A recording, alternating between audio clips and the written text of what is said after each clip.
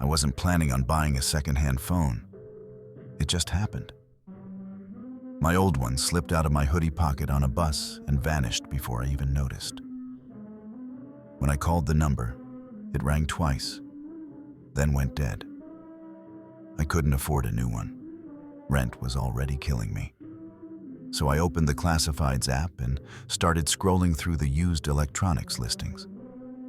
That's where I found it, a barely used Pixel 6 for Rs 2000. No cracks, no scratches, no catch. Just a one-line description. Works fine, need gone today. The seller's name was Avi. No last name, no profile picture. He sent a location pin near the old railway quarters, an area half the town avoided after dark. I almost skipped it, but curiosity won. Sound, windshield wipers, muffled thunder. He was already waiting when I pulled up in the drizzle. Mid-20s, thin, eyes darting everywhere like a bird trapped in a room. The phone sat on the hood of his car, inside a cracked, transparent case. "You the one from the ad?" I asked. He nodded once. "Cash only." "Yeah, of course." I handed him the notes. "Mind if I check it first?" He hesitated. "Battery's low, don't turn it on here." I frowned. "Why not?" He met my eyes for the first time, pupils huge, like he hadn't slept in days. "Just don't, okay?" Then he turned, slid into his car, and drove away without another word. Transition sting, low drone hum. At home, I plugged the phone in. The screen flickered to life instantly. 1% battery, no lock screen, and a wallpaper of a girl smiling at the camera. Her name popped up in the gallery title, Riya Sharma. Hundreds of photos. Riya at cafes, beaches, classrooms. A normal life. Then, halfway down the roll, the tone changed. Grainier pictures, taken indoors, under harsh light. She looked scared in those. One photo stopped me cold. Her face half lit, eyes wide, the caption reading, "He's here." I told myself it was probably part of a short film project or something. But when I checked the Messages app, the chill deepened. There were unread texts from Mom, Avi, and a number saved only as unknown. The newest message, time-stamped 2 months ago, said, "Please pick up, I'm outside." Then beneath it, another. No contact name, just digits. "Don't trust him." Pause, low breathing. I should have factory reset the thing right there. Instead, I started scrolling. Curiosity, boredom, whatever you want to call it. It was stronger than common sense. Most of the earlier chats between Riya and Avi looked like any couple's messages. Memes, arguments about where to eat, "I miss you" texts. But then came the shift. Avi, "You don't need to meet him." Riya, "He's just a friend. Stop overreacting." Avi, "You promised me you'd stop seeing him." Riya, "Avi, you're scaring me." The last message she sent was, "If you love me, please come get me." And after that, nothing. Phone notification, ping. At midnight, as I was still staring at the screen, the phone vibrated in my hand. A new message flashed across the top. Unknown. Don't trust the seller. I froze. The sender's number was the same one from 2 months ago. I typed back, "Who is this?" 3 dots appeared, then vanished. No reply. I set the phone down, every nerve in my body buzzing. I told myself it had to be some delayed delivery or scheduled message glitch. Still, I turned the phone face down and tried to sleep. Didn't work. Every creak of the house made me flinch. The next morning, I decided to check if Riya Sharma was real. I typed her name into Google. The first result was a missing person report. 19 years old. Last seen leaving a cafe near the college area. Disappeared without a trace. Date, 2 months ago, the same date as her last message. Music builds, heartbeat like bass. That's when the unease turned into dread. The phone I bought belonged to a missing girl. I stared at the device on my desk, the black screen reflecting my own face. Should I go to the police? Tell them I bought this online? They'd ask where, from whom. And I didn't even have Avi's full name. Just a chat log in the Classifieds app. I opened the app again. The listing was gone. User deleted. Cut to ticking clock, faint street noise. Over the next few days, weird things started happening. Every time I charged the phone, it would stop at 66% and stay there. When I used the camera, it froze for a second, then showed a dim outline behind me, like someone standing just outside the frame. I tried to convince myself it was faulty hardware. But then came the photos. New ones appeared in the gallery. Blurry shots of my apartment, my window, the back of my head while I sat on the couch. No timestamps, no source. I deleted them all, hard reset the phone, and went straight to the police station. Interior ambience, muffled voices.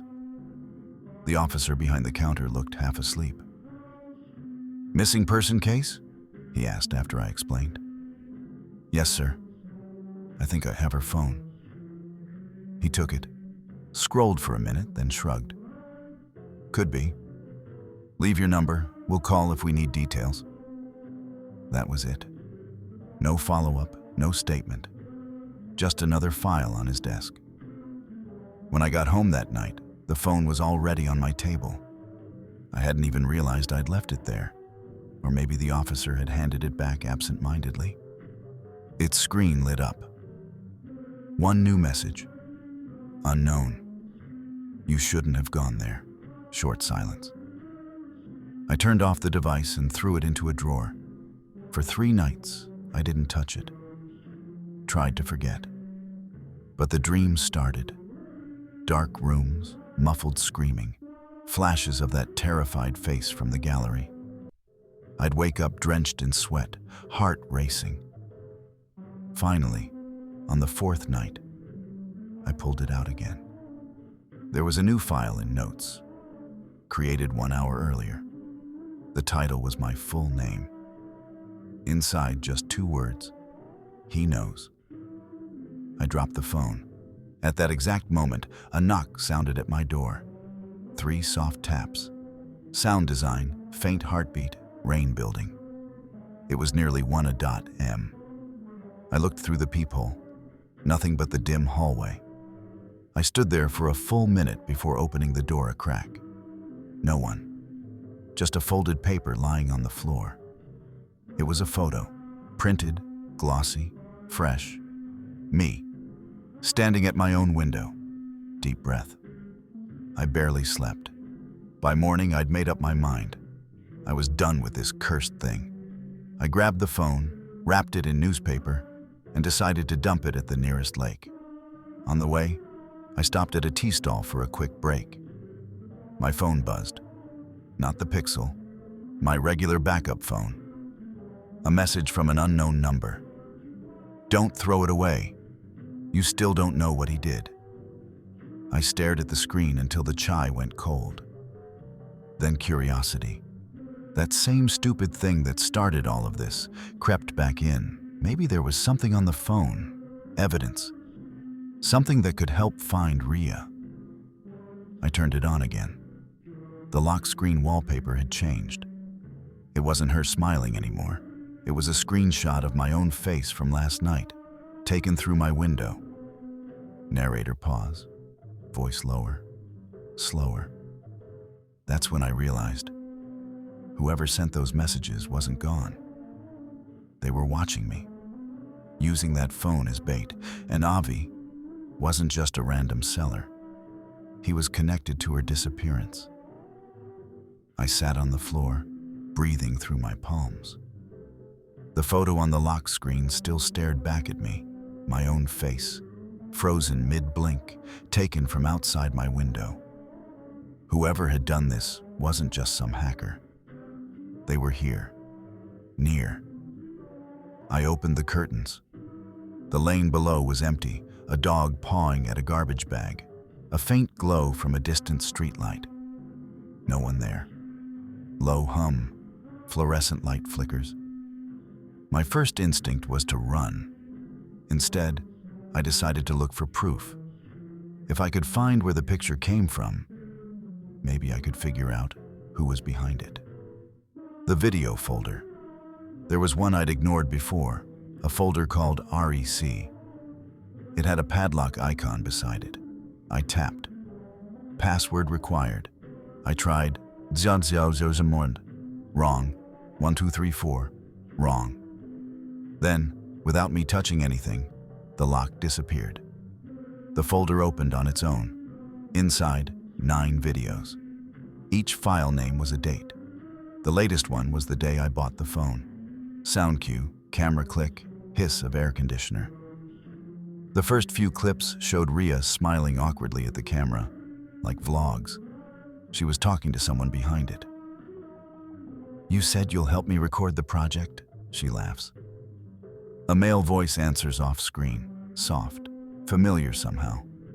I played another clip. The laughter was gone. She sat in a dim room, hands folded. "Avi, please, I want to go home." Silence. Then the same voice again, calm and cold. "You said you love me, so stay."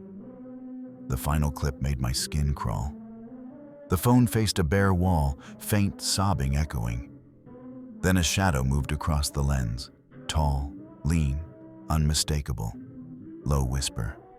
"Avi." The knock returns. I slammed the gallery shut. Immediately the phone buzzed. "Unknown, now you know." Then another message, seconds later. "Unknown, he never left." 3 knocks, slow, deliberate. I dropped the device.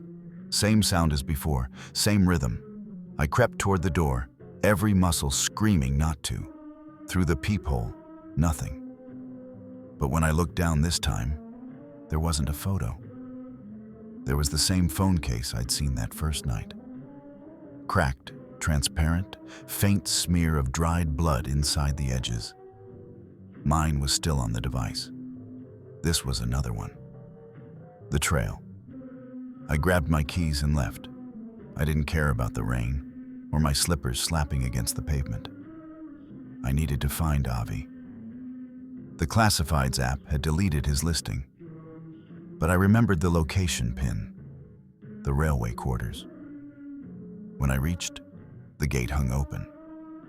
Grass tall enough to hide stray dogs. Flashlight clicks on. Building 7C, the one from the pin. A single apartment on the top floor had light spilling out of a broken window. I climbed the stairs, heart pounding like a drum. The door was unlocked. Inside, dust, half-moved furniture, a kettle rusted on the stove. And on the wall, pinned like a collage, were printouts of the same photos from Ria's phone. But mixed among them now were new ones. Me walking to the police station, me at the tea stall, me standing in this exact hallway.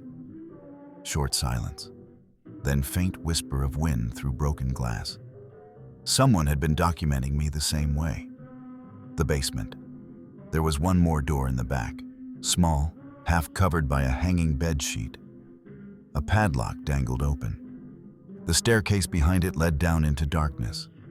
The air smelled of rust and earth. Halfway down, my flashlight hit something metallic, a chair, restraints welded to its arms. Beside it, a tripod facing the seat. The tripod held nothing, but the floor beneath was covered with old, cracked phone screens. Dozens of them, shattered like discarded shells. Slow rising drone. On the far wall, in red marker, "I keep them where they belong." I felt sick. This wasn't some random sale gone wrong. This was his place. He'd done something to her, and he'd been watching me since the day I bought that phone. The call back in my flat, I packed a bag. I was leaving town before sunset. As I zipped the bag shut, the Pixel rang. No caller ID, just the default ringtone echoing through the room. Against every ounce of sense I had left, I answered. Silence. Then a faint exhale. Why did you open it? The voice was a whisper, almost familiar. Avi? He didn't answer. You killed her, didn't you? I said. Where is she? A pause. Then, she's here. And the line cut. The phone screen switched to the camera app, front-facing. I was staring at my own reflection until something moved behind me. A blur, just outside the frame. The stranger, I spun around. Nothing. Window curtain still, door shut. But then came footsteps, soft, from inside the hallway. I held my breath and edged toward the sound. When I turned the corner, a man stood there, soaked from the rain, hoodie clinging to his shoulders. He looked exactly like Avi's profile picture from one of Ria's old texts. Don't scream, he said. His voice was shaky, different from the recordings. I'm not who you think. What do you want? He held up his hands. To warn you. You need to stop using that phone. It's not mine. I blinked. What are you talking about? He looked terrified. I sold it because it kept turning itself on. It was recording me. I thought I was going crazy. So you didn't? No, he snapped. I didn't touch her. She disappeared before I even got the phone. I found it in my car one morning, like someone left it there. Before I could ask more, his eyes darted past me. Distant metallic clatter from kitchen. He whispered, he followed you. Then he bolted down the stairs and vanished into the street. The recording. I slammed the door shut, heart hammering. If Avi wasn't the one, who was? The phone buzzed again. A new notification popped up. New recording saved, 000342. It had been recording since the moment I answered that call. I played it. Static at first. Then my own voice. You killed her, didn't you? Silence. Then a faint whisper, deeper than Avi's, right next to the mic. He lies. Soft bass rumble. I replayed it. Same thing. It wasn't Avi. Someone else had been on that line, breathing into the phone with us. The hidden folder, I dug through every file directory until I found something buried under System. A hidden folder named Found Me. Inside, hundreds of pictures. Different rooms, different faces, all taken from low angles, as if from a desk or bedside table. One photo froze my blood. Ria again, tied to that same chair from the basement, tears streaking her cheeks. Behind her stood a shape, blurred, featureless, tall. Every photo ended the same way, that shadow growing closer to the lens. The final image? My apartment, taken yesterday. The truth. I realized the phone wasn't tracking where I was. It was tracking who had it. Every person who touched it became the next subject. Clock ticks, slow inhale. I tried smashing it. The screen wouldn't even crack. When I hit it with a hammer, the lights flickered across the room, like the impact hit something else, something unseen. Then the voice came again, from the speaker this time. Low. Calm. You looked, so you belong. The flashlight on the phone turned on by itself. Bright white beam scanning the room like an eye. I threw it into the sink, poured water over it. Still glowing. Electric hiss, glass shattering. Then, blackout. Aftermath. When power returned, maybe 10 minutes later, the phone was gone. Just gone. I didn't wait around. I left the apartment, moved 2 towns away, new job, new number. For a while, things were quiet, until last week. A courier package arrived at my door. No return address. Inside, a brand new phone sealed in plastic. Model Pixel 6. The wallpaper when I turned it on? A picture of me sleeping, taken from the end of my bed. Silence, then slow creeping static that fades to a low heartbeat. Epilogue. Police report. Audio style shift. Male narrator reading. Case file number 4472. Unsolved. Subject: Riya Sharma, 19, female. Missing, presumed deceased. Last known evidence: device recovered near railway quarters, Building 7C. Additional findings: multiple images of unrelated individuals found on device storage, spanning 2019 to 2025. Current owner: unknown. Static deepens. A woman's distant voice whispers through noise. He's here. Static cuts. Silence.